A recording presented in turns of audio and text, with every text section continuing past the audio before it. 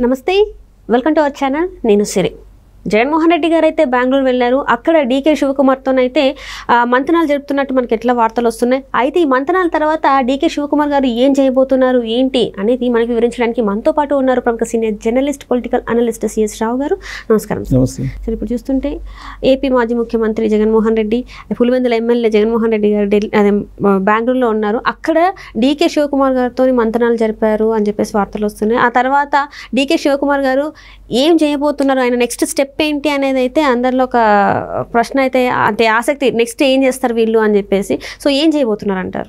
ఇప్పుడు జనరల్గా మనము చూస్తే కనుక భారతదేశానికి సైన్యానికి సంబంధించి కొంతమంది ఆ రోజున మిలిటరీకి సంబంధించిన వాళ్ళని చంపినప్పుడు ఏం చేశారు ఇమీడియట్గా పాకిస్తాన్ మీద సర్జికల్ స్ట్రైక్ చేసి తన బలం ఏంటో నిరూపించుకున్నారు అంతే కదా. ఇప్పుడు డీకే శివకుమార్ కూడా తన దగ్గరికి వచ్చినటువంటి అతన్ని వదిలిపెడతారా? వదిలిపెట్టడు. అంది వచ్చినటువంటి అవకాశాన్ని కాంగ్రెస్ పార్టీ లీడర్లు ఎవరు వదులుకోరు. అందులో కాంగ్రెస్ పార్టీలో తలపడినటువంటి రాజకీయ నాయకులు ఉంటారు కాబట్టి అంది వచ్చినటువంటి అవకాశాన్ని వదిలిపెట్టరు. అప్పుడు కనుక భారతదేశం అంది వచ్చినటువంటి అవకాశాన్ని వదిలిపెట్టకుండా సర్జికల్ స్ట్రైక్ చేసి పాకిస్తాన్ మీద దాడి చేసి తామేంటో చూపించింది కదా భారతదేశం. అలాగే డీకే శివకుమార్ లాంటి వాళ్ళు అంది వచ్చినటువంటి అవకాశాన్ని రాజకీయాల్లో ఎప్పుడు వదిలిపెట్టరు. ఇప్పుడు డీకే శివకుమార్ కోర్టులోకి జగన్మోహన్ రెడ్డి బాల్ పడింది. ఇప్పుడు ఆ బాల్ ఏ విధంగా ఆడాలి అనేది డీకే శివకుమార్ ఇష్టం. ఎటు దన్నాలి, లెఫ్ట్ దన్నాలా, రైట్ దన్నాలా, లేకపోతే స్ట్రైట్ దన్నాలా, లేకపోతే బ్యాక్ దన్నాలా, లేకపోతే పైకి దన్నాలా అనేది ఆయన ఇష్టం అంతే కదా. సో దాంతో ఇప్పుడు ఆయన అసలు జగన్మోహన్ రెడ్డి బెంగళూరు వెళ్ళి ఆయనతోటి కలిసేటువంటి ప్రయత్నం చేశాడా లేదా అనేది ఇంతవరకు ధృవీకరణ ఎక్కడా కాలేదు. కానీ బెంగళూరు వెళ్ళాడు జగన్మోహన్ రెడ్డి అంటే ఖచ్చితంగా వాళ్ళిద్దరు కలిసే అవకాశం ఉందనేది వినిపిస్తుంది. దానికి కారణం ఏంటంటే నేపథ్యాన్ని తీసుకోవాలి. వాళ్ళిద్దరు కలిసి గతంలో రియల్ ఎస్టేట్ వ్యాపారాలు చేశారు, రకరకాల వ్యాపారాలు చేశారు. అక్కడి నుంచి కొన్ని రాజకీయపరమైనటువంటి కొన్ని కార్యకలాపాలు కూడా నిర్వహించారు. ఎందుకంటే డీకే శివకుమార్ రాజశేఖర రెడ్డి తోటి చాలా క్లోజ్గా సన్నిహితంగా ఉండేవాళ్ళు. దాంతో ఖచ్చితంగా వీళ్ళిద్దరు కలిసే అవకాశం ఉంది. వాళ్ళిద్దరు డెఫినెట్గా కలుస్తారు, కలిసే అవకాశం ఉంది. కలవకపోయినా అట్లీస్ట్ ఫోన్లో అయినా మాట్లాడుకుంటారు. ఆ ఫోన్లో మాట్లాడుకున్న సమయంలో ఖచ్చితంగా డీకే శివకుమార్ ఏం చేస్తాడు, షర్మిల లాంటి లీడర్ని ఇక్కడ వైఎస్ఆర్ తెలంగాణ పార్టీని క్లోజ్ చేయించి కాంగ్రెస్ పార్టీలో విలీనం చేయించాడా లేదా? అది చేసిన డీకే శివకుమారే కదా. కాబట్టి అంది వచ్చినటువంటి అవకాశాన్ని ఏ విధంగా ఆయన ఉపయోగించుకుంటాడు అనే దానికి నేను ఉదాహరణ చెప్తున్నా. షర్మిలాని విజయవంతంగా కాంగ్రెస్ పార్టీలో ఆ పార్టీని విలీనం చేయించి ఎక్కడైతే ఆమెను పెట్టాలో అక్కడ పెట్టారు కదా. ఆంధ్రప్రదేశ్ కాంగ్రెస్ పార్టీ అధ్యక్షురాలుగా చేశారు కదా. సో అది సక్సెస్ఫుల్గా డీకే శివకుమార్ చేశారు కదా. అలాగే రేవంత్ రెడ్డిని పిసిసి అధ్యక్షుని చేయడంలో కానీ రేవంత్ రెడ్డిని ముఖ్యమంత్రిగా ఎంపిక చేసుకోవడంలో కానీ డీకే శివకుమార్ కీలకంగా వ్యవహరించాడా లేదా? మొత్తం తెలంగాణ రాజకీయాన్ని డీకే శివకుమార్ నడిపారా? అదే పక్క రాష్ట్రాలకు వచ్చి కూడా ప్రచారం చేసి అందరిని ఆకట్టుకునే ప్రయత్నం కూడా చేశారు. సో ఆపరేషన్ మొత్తం సక్సెస్ఫుల్ గా డీకే శివకుమార్ నడిపారు కదా. మన కళ్ళెదురు కనిపిస్తున్నటువంటి ఆపరేషన్స్ ఇవన్నీ. ఇప్పుడు జగన్మోహన్ రెడ్డిది డీకే శివకుమార్ కోర్టులోకి వెళ్ళింది. ఇప్పుడు డీకే శివకుమార్ ఏం చేస్తాడు? కాంగ్రెస్ పార్టీకి అనుకూలంగా చేస్తాడా, వ్యతిరేకంగా చేస్తాడా? ఏం చేసినా కాంగ్రెస్ పార్టీకి అనుకూలంగానే చేస్తాడు. ఇంకోటి డీకే శివకుమార్ ఎన్ని రకాల దాడులు చేయించిన సిబిఐ ద్వారా, ఈడీల ద్వారా, లేకపోతే ఐటీ ద్వారా బీజేపీ ఎన్ని ప్రయత్నాలు చేసినా ఆయన పార్టీ మారల. కాంగ్రెస్ పార్టీలో నుండి పోరాడారు మొన్న ఎలక్షన్లో బెంగళూరు కర్ణాటక ఎన్నికల్లో. సో కర్ణాటక ఎన్నికల్లో సిద్ధరామయ్య ఏమో సీఎం, డిప్యూటీ సీఎం ఏమో డీకే శివకుమార్ ఉన్నారు.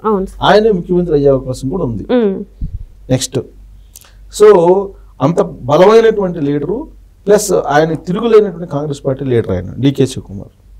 సో డీకే శివకుమార్ ఏది అనుకుంటే అది జరిగేలాగా పావులు కదిలిస్తాడు. ఒక విచిత్రమైనటువంటి అంశం ఏంటంటే డీకే శివకుమార్కి చంద్రబాబు నాయుడు అంటే అత్యంత సన్నిహితంగా అత్యంత అభిమానంగా ఉంటాడు డీకే శివకుమార్.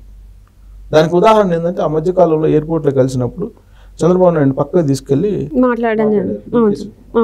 ఆంధ్రప్రదేశ్లో ఉండేటువంటి రాజకీయ పరిస్థితులు ఏంటనేది దాని గురించి తెలుసుకున్నాడు ఆ రోజున.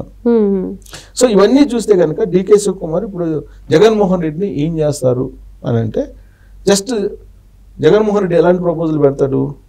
సాధారణంగా మనం పొత్తుందాం, కలిసి ఉందాము, ఇప్పుడు కాంగ్రెస్ పార్టీ అలాగే వైఎస్ఆర్ కాంగ్రెస్ పార్టీ ఇద్దరు కనుక చెరువు వైపు నుంచి ప్రజాక్షేత్రంలోకి వెళ్తే ఓట్ బ్యాంక్ చీలిపోతుంది, కాబట్టి ఇద్దరం నష్టపోతాం అనేది చెప్తారు. సహజంగా అదే చెప్తారు కదా.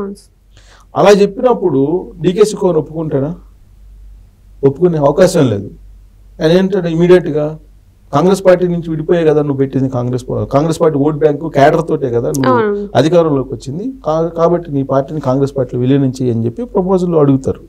ప్లస్ గతంలో సోనియా గాంధీకి హామీ ఇచ్చావు కదా, నువ్వు జైల్లో నుంచి బయటికి రావడానికి సోనియా గాంధీ హెల్ప్ చేశారు కదా ఆ రోజున యూపీఏ 2 ఉన్నప్పుడు. ఆ రోజున నువ్వు బెయిల్ తీసుకుని బయటకు వచ్చిన తర్వాత ఫ్లేట్ ఫేర్ అయించేసి సోనియా గాంధీని మోసం చేసావు కదా, కాబట్టి కనీసం ఇప్పుడైనా నువ్వు చేసినటువంటి మోసానికి ప్రాయశ్చిత్తం చేసుకో, నీ పార్టీని కాంగ్రెస్ పార్టీలో విలీనం చెయ్యి అని చెప్పి డీకే శివకుమార్ అడిగే అవకాశం లేదా? ఖచ్చితంగా అడుగుతాడు. ఇప్పుడు సోనియా గాంధీని మోసం చేసింది ఇద్దరు తెలుగు రాష్ట్రాల్లో. ఒకళ్ళు తెలంగాణ రాష్ట్రం ఇస్తే నేను పార్టీని విలీనం చేస్తానని చెప్పింది కేసీఆర్. ఆయన విలీనం చేయకపోగా ఆమెని ఒక దెయ్యంలాగా చూపించే ప్రయత్నం చేశారు కేసీఆర్. ఇప్పుడు కేసీఆర్ పరిస్థితి ఏంటి? ఇవాళ కేసీఆర్కి బీఆర్ఎస్ పార్టీ బతికే పరిస్థితి లేదు కదా. ఆయన రాజకీయాలు అసలు రాణించగలరా భవిష్యత్తులో అంటే అది ఆ పరిస్థితి లేదు కదా.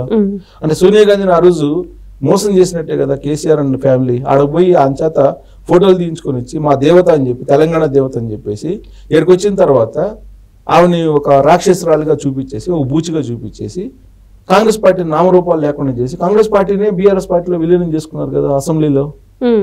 అలాంటి సిచ్యువేషన్ చేశారు కదా కేసీఆర్. సేమ్ అదే జగన్మోహన్ రెడ్డి కూడా.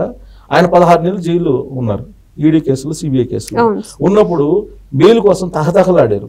సోనియా గాంధీ దగ్గరికి ఫ్యామిలీ మొత్తం వెళ్ళి బెయిల్ సందర్భంగా ఏం మాట్లాడారు అనేది షర్మిలాకి తెలుసు, విజయమ్మకి తెలుసు, బ్రదర్ అని తెలుసు. ఆ రోజున ఆమె అండతోటి బెయిల్ తీసుకొచ్చుకొని బయటకు వచ్చిన సంగతి అందరికీ తెలిసిన విషయమే కదా. అఫీషియల్గా ఎక్కడ చెప్పకపోయినప్పటికీ కాంగ్రెస్ పార్టీ వాళ్ళు ఇప్పటికి కూడా చెబుతుంటారు కదా. రాజకీయపరమైన కామెంట్ అయినప్పటికీ కాంగ్రెస్ పార్టీ వాళ్ళు ఇప్పటికీ చెప్తుంటారు కదా. ఆ రోజు 16 నెలలు జైల్లో ఉండి బయటికి ఎలా వచ్చావంటే సోనియా గాంధీ దయాదాక్షిణ్యాల మీద బయటకు వచ్చారు. బయటకు వచ్చిన తర్వాత ఏం చేసావు? కాంగ్రెస్ పార్టీనే దెబ్బ కొట్టావు కదా. కాంగ్రెస్ పార్టీ వాళ్ళు మర్చిపోతారా? శివకుమార్ మర్చిపోతాడా? సో ఇదే విషయాన్ని సోనియా గాంధీకి చేరవేసినప్పుడు జగన్మోహన్ రెడ్డి విషయాన్ని పార్టీని విలీనం చేయడం తప్ప మరొక చర్చ లేదని చెప్పి సోనియా గాంధీ శివకుమార్కి చెప్పినాడు. శివకుమార్కి ఒక టాస్క్ ఇచ్చింది సోనియా గాంధీ, వైఎస్ఆర్ కాంగ్రెస్ పార్టీని మెర్జ్ చేసేయాలి అనేటువంటి ఒక.